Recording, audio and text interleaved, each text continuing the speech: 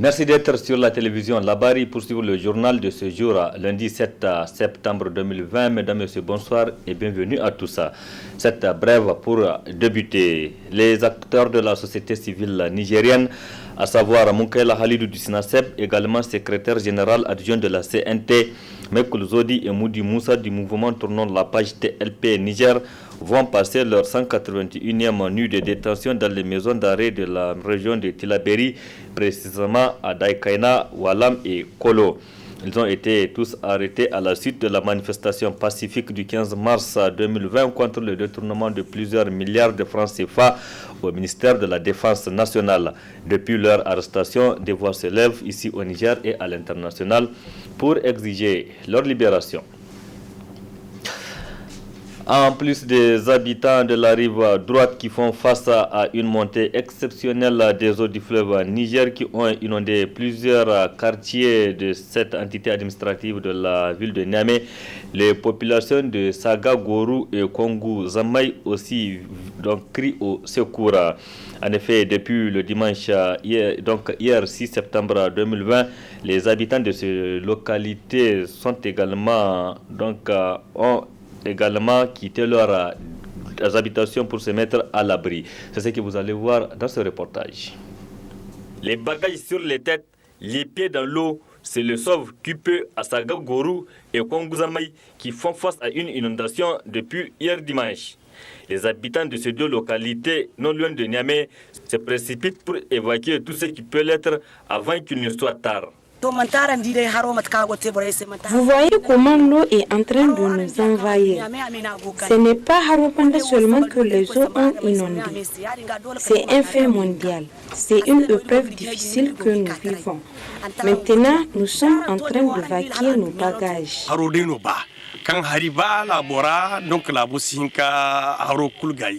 Les eaux sont venues en grande quantité et très vite elles ont englouti tous les terrains. On n'a jamais vécu cette situation inédite.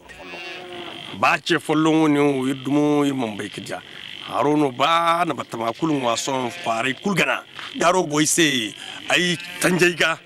ce qui a obligé les habitants de quitter leur maison. Tout est inondé, même nos jardins. Les eaux d'une grande puissance ont très vite englouti de grandes superficies. Même la route Filengue à ce niveau précis de Saga Gourou est coupée. Pour éviter l'irréparable, très vite des dispositions ont été prises pour parer à toute éventualité. Des éléments de forces de défense et de sécurité ont été déployés sur les lieux et pour se rassurer davantage, le ministre de la Défense nationale s'est aussitôt rendu sur place. Le professeur Issoufou Katambe a trouvé une population en détresse qui observe impuissamment l'évolution de la situation.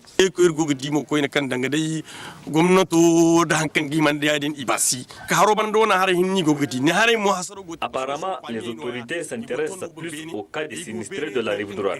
Mais nous aussi, nous avons besoin d'assistance avec cette nouvelle situation qui se présente en nous.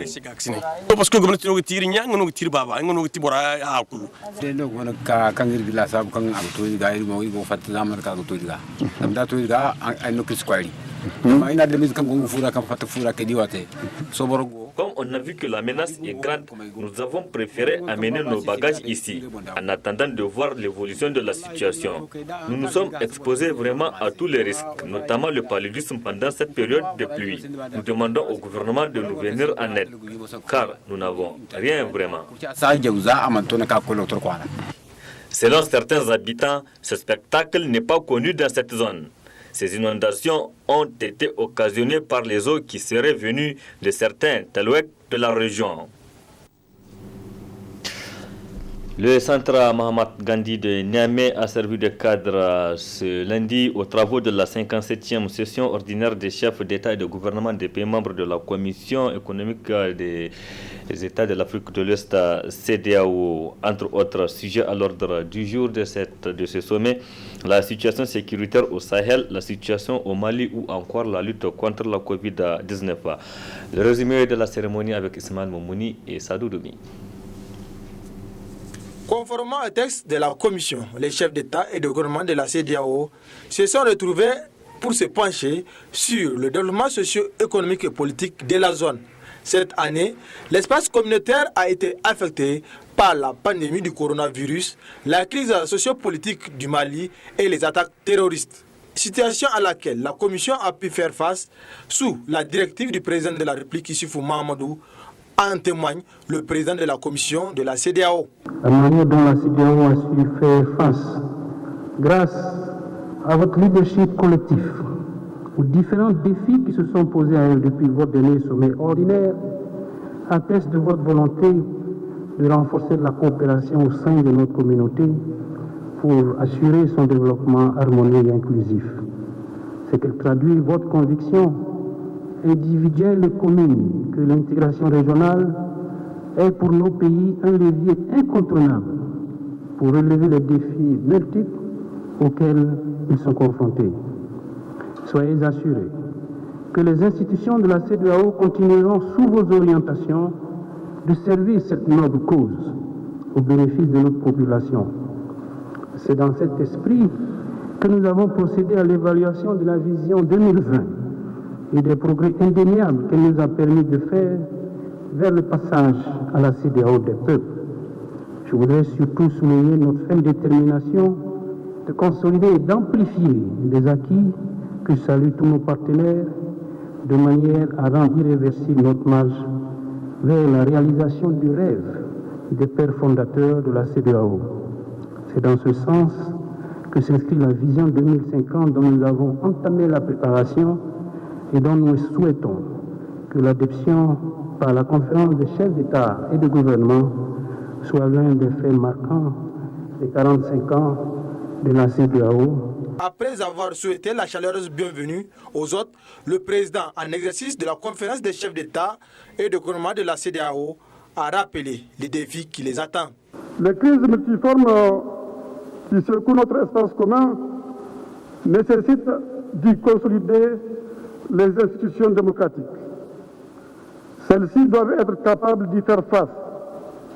Elles doivent être capables de garantir la paix, la sécurité, la stabilité et le progrès économique et social, conformément aux promesses de nos différentes constitutions et aux dispositions du protocole additionnel sur la démocratie et la bonne gouvernance. Les démocraties, pour réussir, ont besoin d'institutions fortes. Comme on le sait, le dernier trimestre de l'année 2020 comporte de nombreux défis pour notre communauté en matière électorale. Des élections présidentielles sont en effet prévues au Burkina Faso, en Côte d'Ivoire, au Ghana, en Guinée-Conakry et au Niger, ainsi qu'au Bénin dans le courant du premier trimestre 2021. Nous devons veiller à ce que notre communauté conserve son leadership en matière de consolidation des institutions démocratiques. L'Organisation des Nations Unies ONU soutient la CEDEAO dans ses actions et c'est le président du Ghana, Nana Akufo-Addo, qui remplace Issoufou Mahamadou à la tête de cette institution en présence du président du Burkina Faso, de la Côte d'Ivoire, de la Gambie, de la Guinée-Bissau, du Nigeria et du Sénégal. Il faut préciser que les travaux de cette 57e session ordinaire des chefs d'État et de gouvernement des pays membres de la CEDEAO ont pris fin il y a quelques instants. Le temps de revenir sur le communiqué final de cette session. S'agissant de la situation au Mali, la conférence réaffirme sa détermination à assurer un retour rapide à l'ordre constitutionnel dans ce pays, avec une transition politique dirigée par un président et un premier ministre civil pour une période de 12 mois. La conférence maintient les décisions prises lors de son sommet extraordinaire tenu le 28 août 2020 et prend note des consultations en cours entre les acteurs maliens initiées par le Conseil national du salut du peuple. Le président de la transition et le Premier ministre de la transition, tous deux civils, devront être désignés au plus tard le 15 septembre 2020. La conférence se félicite du départ du président Ibrahim Boubacar Keïta pour des soins urgents et lui souhaite un prompt rétablissement. La conférence félicite également le médiateur de la CEDEAO, son Excellence Goodluck Ebele Jonathan, pour tous les efforts déployés dans la recherche d'une solution durable au Mali. Concernant la Guinée-Bissau, la conférence se félicite des progrès enregistrés en ce qui concerne le fonctionnement des institutions, notamment l'Assemblée nationale et le gouvernement. En conséquence, elle décide du retrait de la mission de la CEDEAO en Guinée-Bissau et exprime toute sa reconnaissance aux pays contributeurs de troupes et d'éléments de police pour leurs efforts en faveur de la stabilisation du pays. Elle exprime également sa gratitude à l'Union européenne pour l'appui multiforme apporté à ECOMIB dès son déploiement en avril 2012.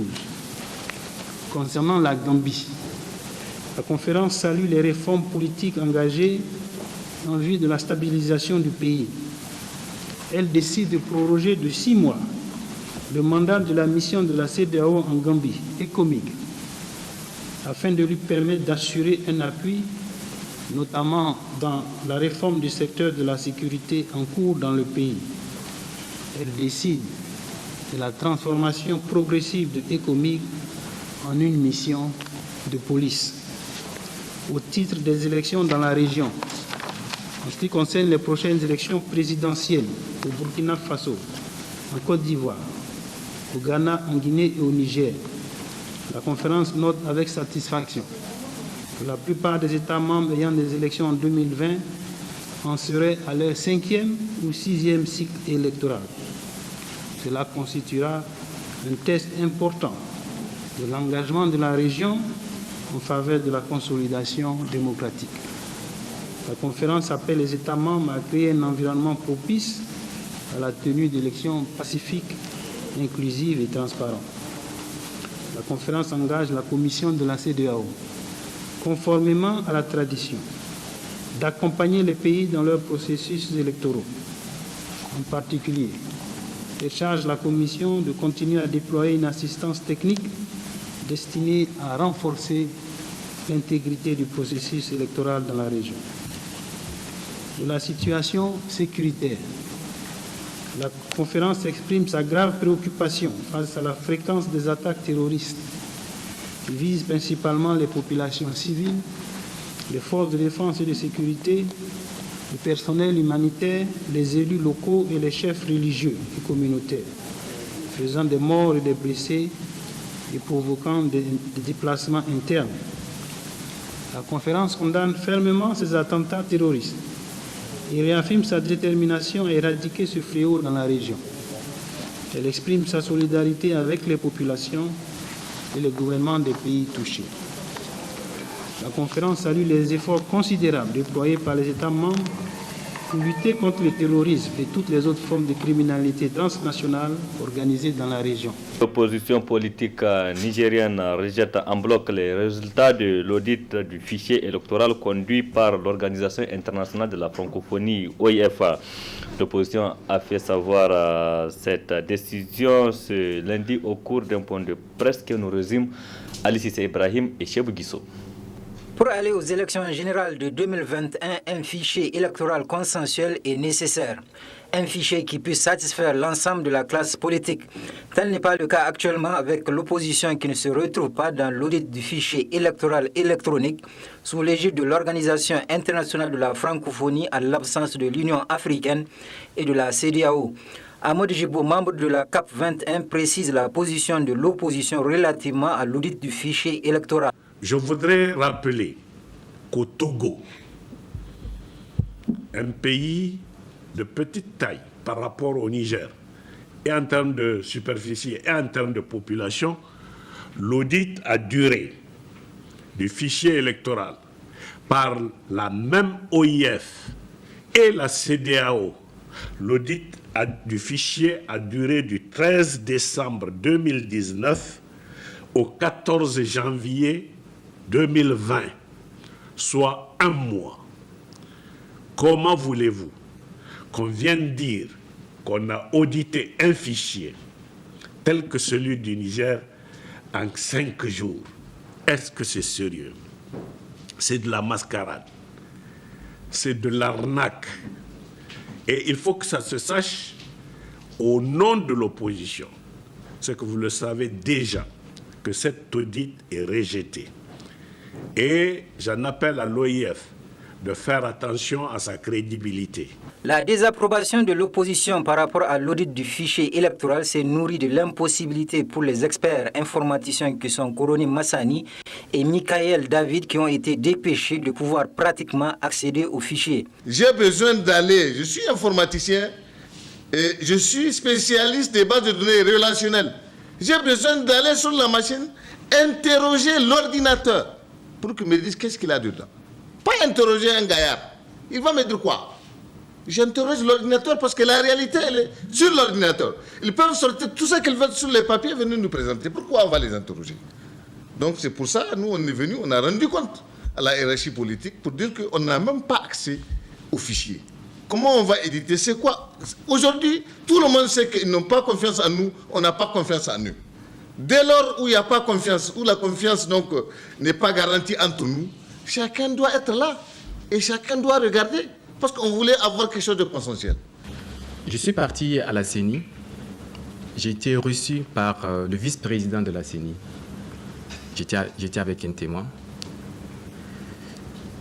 J'ai posé des questions au vice-président de la CENI qui m'a répondu. Je lui ai dit, monsieur, est-ce que nous aurons accès à la machine, c'est-à-dire au serveur de la base de données? Il m'a dit non, vous n'aurez pas accès à ce serveur-là. J'ai dit, monsieur, est-ce que les représentants de l'Union africaine et de la CEDEAO sont venus? Il a dit non, il n'y a que l'OIF, 3 personnes de l'UF qui sont là. Le vice-président lui-même, il m'a dit qu'il est le président du comité front chargé de l'audit du fichier. Donc, je suis venu, j'ai rendu compte à ce que j'ai vu, à ce que j'ai entendu, et j'ai dit que moi, je ne pourrais pas continuer sur cette base-là parce que je n'aurais pas accès à la machine pour pouvoir l'interroger, pour savoir ce qu'il y a dedans. Enfin, le problème qui se pose est le suivant. L'opposition est certainement dans son bon droit de refuser les résultats d'un audit concernant lequel elle n'a pas pu participer avec effectivité. Et la principale question qui demande une réponse est pourquoi a-t-on empêché aux experts informaticiens envoyés par l'opposition de prendre connaissance du contenu du fichier électoral soumis à l'audit?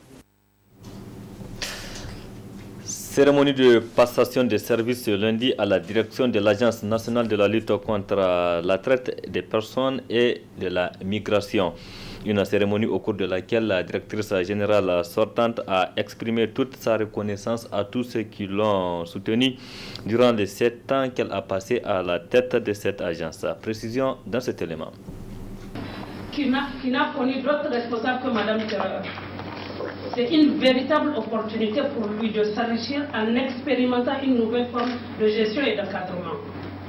Après avoir passé 7 ans à la tête de l'Agence nationale de lutte contre la traite des personnes et le trafic illicite des migrants, Mme Godje Maimouna quitte ainsi cette agence pour une nouvelle mission. De 2013 à 2020, la directrice générale sortante et son équipe se sont donnés pour mener à bien la mission à elle confiée.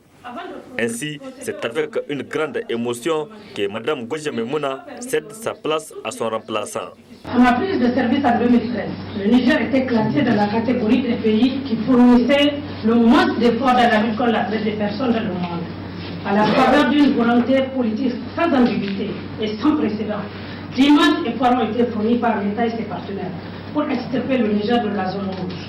Pour illustrer les efforts les plus symboliques du Niger, le décret 2012-083 du 21 mars 2012 fut modifié pour doter l'agence un personnel conséquent avec des bureaux régionaux au sein de tous les tribunaux de grande instance du Niger pour réussir la mise en œuvre du plan d'action 2014-2018. L'adoption par le gouvernement du décret numéro 2015-182 PRN-MJ instituant une journée nationale de mobilisation contre la traite des personnes au Niger est commémorée chaque 28 septembre. Pour rappel, en dehors de l'ONU, qui a dédié la journée du 30 août le Niger est le seul pays qui commémore les victimes de la traite dans le monde.